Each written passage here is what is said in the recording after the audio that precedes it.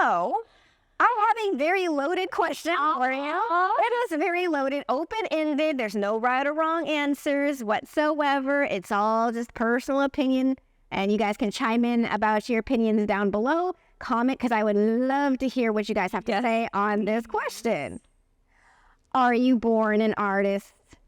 Do people just born artists, or is it something that you were taught, something that you learn and you become? Well, look at how many people we've talked about recently who had a parent who is into the arts, and then they end up in the arts. That's got to say something to me. But is it a nature versus nurture? I don't know. I think you have to have certain aptitudes. You have to have that willingness to dive into something, to become almost obsessive with it. But then you refine that artistry through practice. And so that part of it can't be discounted, because anybody can practice and get better at something. But they might not have the drive to do it if they don't have that kind of artistic soul, as one may say. So I'm sure you've heard of people who have gone their whole entire lives, they've never done art, and then they become retired and they just start dabbling in it, and then they're like in their 50s and now they're just artists, like all of a sudden, and they had no idea that they had an artistic bone in their body. I think there's something to be said about that. I personally straddle between, I can logically understand your point of view, and I get it, and I do agree with it. A part of me thinks that there is something innate within someone, just because I innately and instinctively do not know math. I am really bad. Or let's say a topic that maybe I'm not the best at. I'm trying to think. Okay, like being a mechanic. I know nothing of cars, and I'm sure I can. But do you have interest in cars? No. That's part of the problem. You have no interest, so you're not going to pursue it. I also don't like math. It makes me cry. But that's because I have avoided math, because I decided I wasn't good at it at a very early age, and then pursued other things instead. So I could probably maybe be good at math if I hadn't been a third grade dropout and never learned my multiplication tables.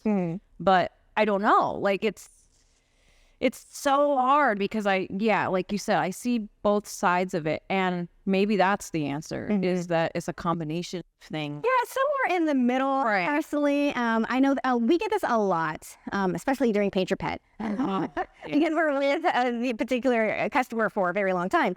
Oh my gosh, you're born with this talent. You're born with this talent. This is something you've always done. And I'm thinking to myself, yes, I actually have always done this. When I was in kindergarten, I knew I wanted to be an artist. No one in my family was an artist prior. It's just something I always had a drive and wanted to do. It was always within me. So that's where I'm kind of like, well, I feel like I was kind of born in my mind, because there was nothing else I wanted to do. I wanted to become an illustrator with my life. But I do understand that people just get into it, they learn it. And then my fiance, he's a muralist, and he is like, no, I was taught, I learned, I went to school. I was not born with the skill, but his dad's an artist. He had the desire to go to school. He had the desire, yes. Skill. So I had a guest the other day, and she was so cute. She kept talking about my painting that I was doing, and I talking to her about her work. She has a very distinct style, and I was like, oh my gosh, your fox kind of gives me Pokemon vibes. And it was like really flowy, and I had to show her a picture of Ninetales. Anyway, she was saying that her children and her grandchildren make fun of her all the time because she sees things out in the world. Like, she'll see clouds and be like, oh, that looks like blah blah blah. And literally this morning, I was in my closet getting my clothes, and I looked down, and there's a hair tie. But it is in the perfect shape of a treble clef.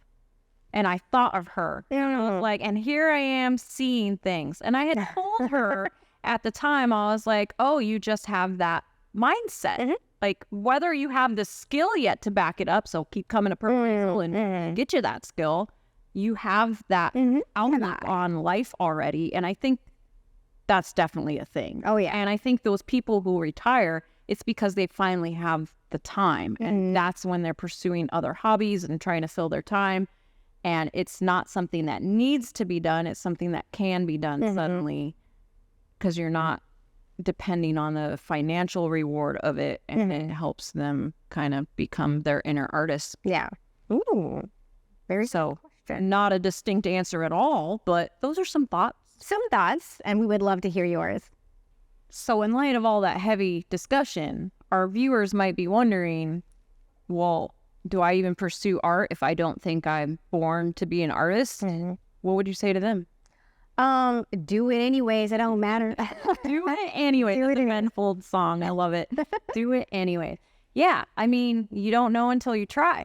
Yeah. And even if it isn't something you want to like throw your whole life into, there's so much value in being creative, in creating, in being artistic, or at least trying and failing in and of itself is extremely valuable. And we do it all the time. Yes. As an artist, it's like 90%. Yes, it's an inevitable. Yeah. That's as part of the process. But I would also say that only you know the answers to that. You yourself, you're going to be the one that has the answer to that question. And you have to try it out and see what your heart and your mind, body, spirit says when you produce the art. How do you feel about that? And you'll have your answer.